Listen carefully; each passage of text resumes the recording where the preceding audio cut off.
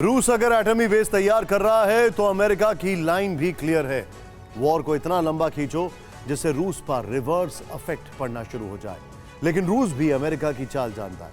आज रशिया की foreign ministry की तरफ से कहा गया कि जंग खत्म करके शांति कायम करने का जिम्मा जेलेंस्की पर है, वेस्टर्न कंट्रीज पर है। पुतिन के प्रोजेक्ट यूरोप को लेकर जेलेंस्की का नया बयान आया।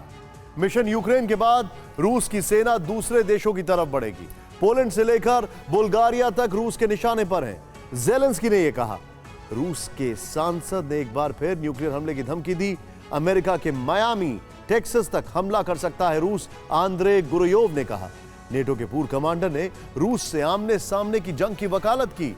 अब ये बातें विरोधाभास पैदा करती हैं क्योंकि 2 दिन पहले ही नेटो चीफ ने कहा था कि जंग खत्म करना यूक्रेन के हाथ में है। यूक्रेन को तय करना है कि अपनी कितनी जमीन का सौदा करना है। मगर अब बातें आर पार की लड़ाई की हो रही हैं। इसीलिए कहा जा रहा है कि जंग शुरू करना आसान है मगर जंग खत्म करना मुश्किल है। क्या 2 साल में यूक्रेन का वजूद मिट जाएगा?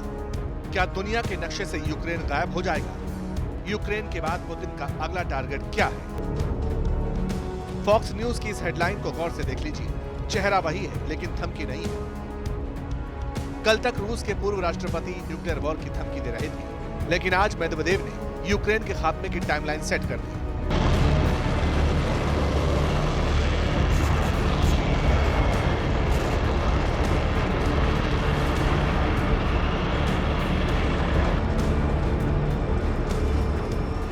इशारों में यह बता दिया कि रूस सिर्फ डोनबास तक नहीं रुकेगा, कीव पर भी रूस का झंडा लहरा सकता है।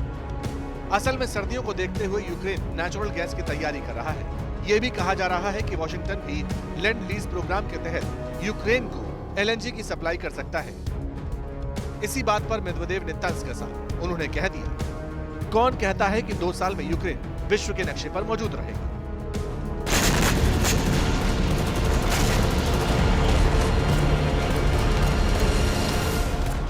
इसका मतलब बात यूक्रेन के वजूद को ही मिटाने की है। लेकिन सवाल सिर्फ यूक्रेन तक सीमित नहीं। अब तो दुनिया खत्म करने वाले हथियारों की बात खुल्लम खुल्ला होती है।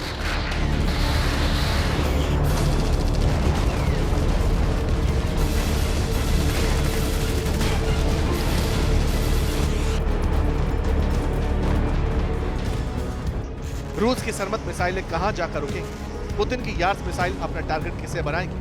सिरकॉन मिसाइल के जरिए कौन से शहर को जमींदोज किया जाएगा?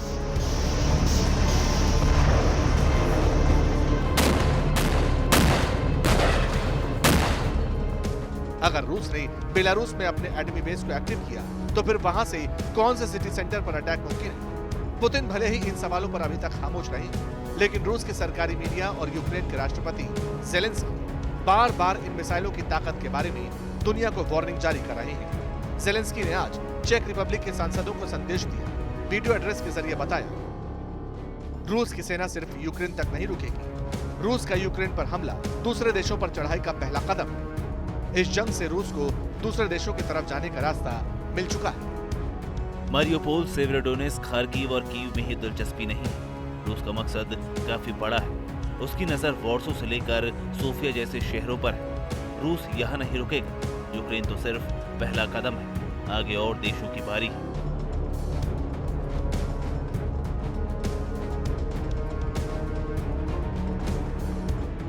जेलेंस्की ये बातें क्यों कह रहे हैं, इसे भी समझा जा सकता है। इस वक्त यूक्रेन की काफी जमीन पर रूस का कब्जा हो चुका है। कई बड़े शहर यूक्रेन के हाथ से निकल चुके हैं। डोनबास से क्रीमिया तक लैंड कॉरिडोर का रास्ता क्लियर है। यानी इस वक्त रूस ने यूक्रेन का नक्शा बदल दिया है।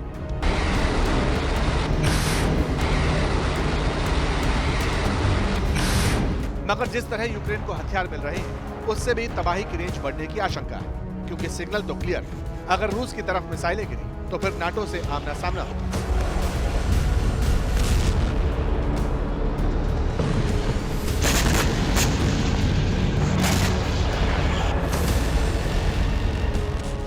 इसी बात को रूस की सरकारी मीडिया में बार-बार दोहराया जा रहा है। एक तरह से लोगों के मन में यह बात बैठाई जा रही है कि यूक्रेन के बाद अगर रूस आगे बढ़ेगा तो घबराने की जरूरत नहीं है। इसीलिए सरमत मिसाइल के नाम पर अमेरिका, ब्रिटेन तक को धमकी दी जाती है। रूस के सांसद बार-बार शब्दमान छोड़ते हैं।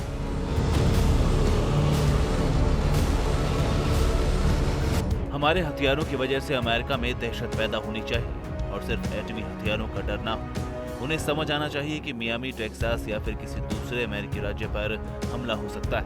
वो डरपोक है। हमें इसी रास्ते पर आगे बढ़ना चाहिए।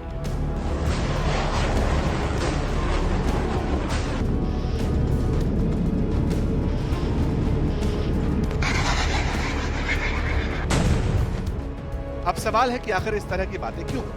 क्या यूक्रेन को सपोर्ट करने के लिए नाटो आर पार की जंग लड़ेगी? क्या नाटो की सेनाएं यूक्रेन में जाकर रूस से मुकाबला करेंगी? क्या नाटो और रूस के बीच डायरेक्ट वॉर फ्रंट खुलेगा? इन सवालों को बल इसलिए भी मिला है क्योंकि यूरोप के नाटो में फॉर्मर कमांडर का एक बहुत बड़ा बयान सामने आया। अटलांटिक काउंसिल थिंक टैंक के साथ ऑनलाइन चर्चा के दौरान जनरल वेस्ली क्लार्क्स ने साफ साफ कह दिया, जो अभी तक सोचा नहीं था वो किया जाना चाहिए। नाटो को सीधे तौर पर यूक्रेन वॉर में दखल देना चाहिए। आधिकारिक तौर पर रूस से सीज फायर के लिए कहना चाहिए। ये लड़ाई बिना नाटो के हस्तक्षेप के नहीं रुकने वाली। यानी आज नहीं तो कल हो सकता है नाटो की तरफ से एग्रेशन दिखाई दे। हालांकि नाटो के चीफ और यूरोपीय देश सिर्फ वेपन्स देने की बात करते हैं। लड़ाई खत्म करने के लिए यूक्रेन को जमीन का सौदा करने की सलाह देते हैं। मगर बात अगर बाल्टिक देश तक पहुंची तो फिर नाटो क्या करे? इसीलिए शायद पुतिन भी कोई वीक लिंक नहीं छोड़ना चाहते। पुतिन के बयान बहादुर सीधा सरमत की तरफ इशारा करते हैं। कहते हैं, जिस दुनिया में रूस नहीं उस दुनिया का क्या काम? उनका कहना है कि सरमत मिसाइल हर सैंक्शन के खिलाफ काम करेगी। सरमत की उड़ान ही काफी है। उन्हें लगता है कि रूस ऐसा नहीं करेगा। इसका मतलब कि वो पुतिन को नहीं जानते। व्लादिमीरोविच तो कह चुके हैं, ऐसी दुनिया किसे चाहिए जिसमें रूस ना हो। यही वजह है कि कोई भी पुतिन की धमकियों को हल्के में नहीं ले रहा। अगर पुतिन यूक्रेन पर अटैक कर सकते हैं तो फिर आशंका है कि उनकी मिसाइलों का मुंह यूरोप और अमेरिका तक भी जा सकता है। इसीलिए भी शायद विनाश वाले ब्रह्मास्त्र तैयार किए जा रहे हैं।